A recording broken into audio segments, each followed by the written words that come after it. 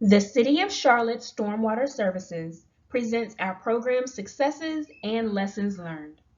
We hope this presentation provides you with some information and ideas to help you improve your stormwater programs. Charlotte, like all large cities, had streams that were polluted by historic practices such as direct discharges, manipulation and piping of stream channels, untreated impervious surface development, and removal of important stream buffers.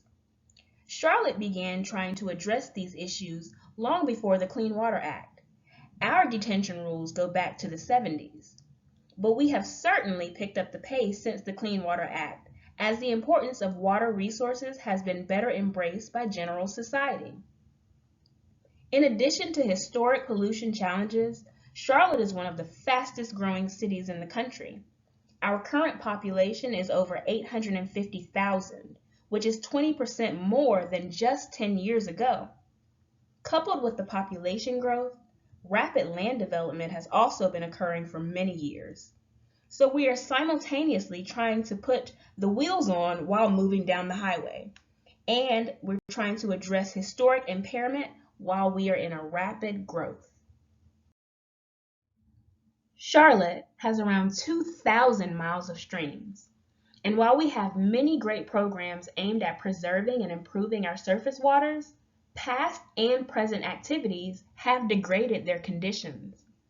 As a result, many of our streams are on the state's 303D list of impaired waters. This means that the conditions are degraded to the point that they don't support designated uses. Most of our streams are impaired for their levels of sediment and fecal coliform. We also have many streams that are highly eroded. Although our Water Environment Federation Award Program submittal primarily focus on our MPDES municipal stormwater permit programs, we know that the permit is just one tool among many that we must use if we are going to make progress toward improving our surface waters. We implement many other programs and are always trying to innovate with new approaches. The remainder of this presentation will highlight some of our innovative work. Together with our partners at Mecklenburg County, we have one of the most robust monitoring networks in the country, which we use for many purposes like identifying pollution sources, tracking trends, and determining overall ecosystem health.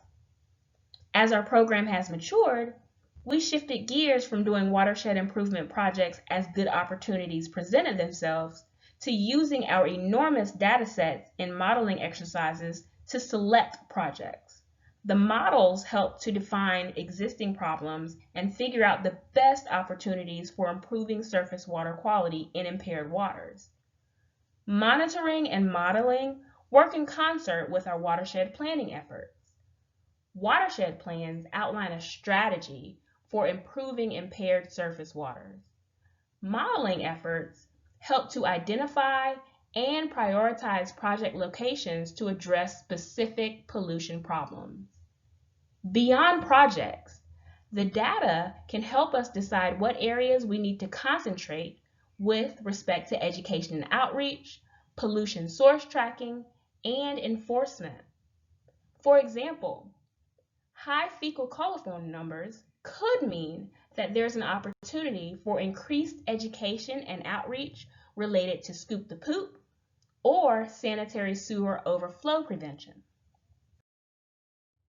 Charlotte Stormwater Services operates North Carolina's first and largest municipal stream and wetland mitigation bank.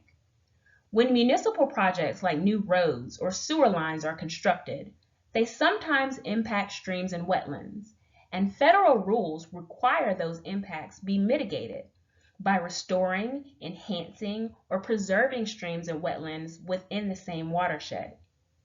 Those watersheds are very large, so without the bank, the projects would often be constructed far outside of our city where mitigation is cheaper.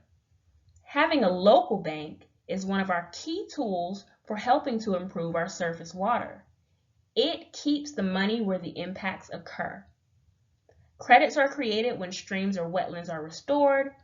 Those credits can then be bought by local governments to mitigate for impacts caused by their projects.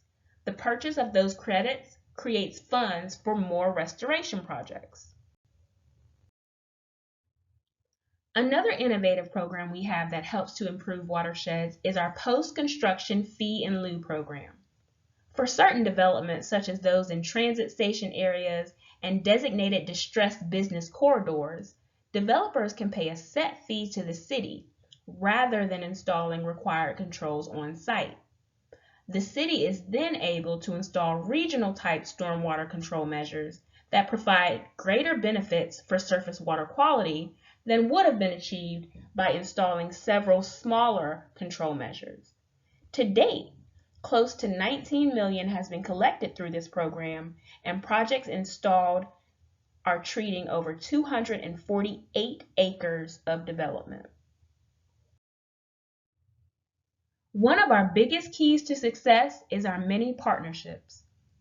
Our closest and longest partnership is with Mecklenburg County Stormwater Services.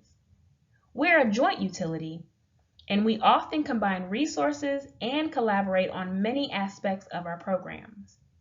We also partner with our sanitary and water utility, Charlotte Water, to address sanitary sewer overflows and educate the public.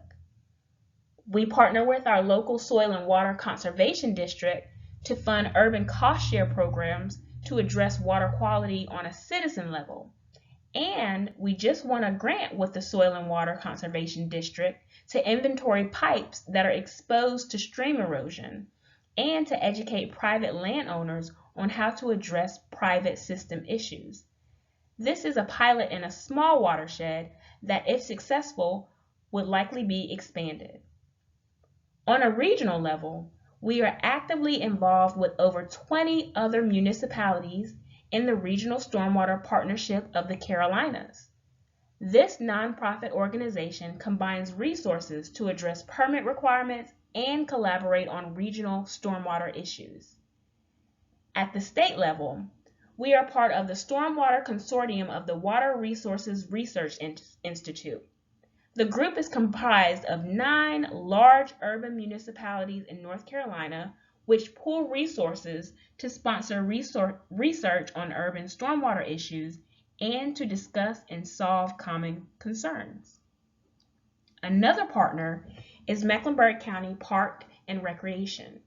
We have several projects in parks, and we are working on several unique projects like transitioning an existing pond into a wetland for possible wetland credits. And we partner along their greenways to make sure we aren't disturbing the stream corridor more than once as they expand the greenways and we restore streams.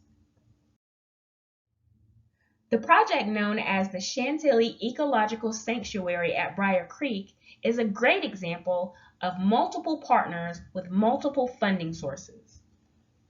Partners for this project include FEMA, County Parks and Recreation, and Mecklenburg County Stormwater Services. Mecklenburg County used FEMA funds to buy out apartments that routinely flooded. Then, multiple partners used a combination of grants, mitigation, and CIP funding sources to build a more holistic watershed improvement project, which included building stormwater wetlands and wet ponds and restoring over 4,500 feet of streams and tributaries. The project also included installation of thousands of trees and wildflowers and educational programming. The project transformed the area into a 24-acre urban sanctuary for the community and wildlife. In addition to standard outreach efforts such as television and radio commercials, social media, school presentations, events, and others, we always strive to find new and creative ways to reach citizens. One example is our pet waste education campaign over the last few years. Staff designed small signs about the harmful impacts of pet waste and placed them beside piles of waste along busy greenways and in parks. The campaign also included attendance at pet-focused events, social media posts, and media interviews. We combine resources and collaborate with Mecklenburg County on many aspects of our programs, including our education and outreach. Our decisions about what to say and where to say it are partly informed by getting input from our citizens. Each year, we contract with a professional survey firm to get feedback on our programs and methods.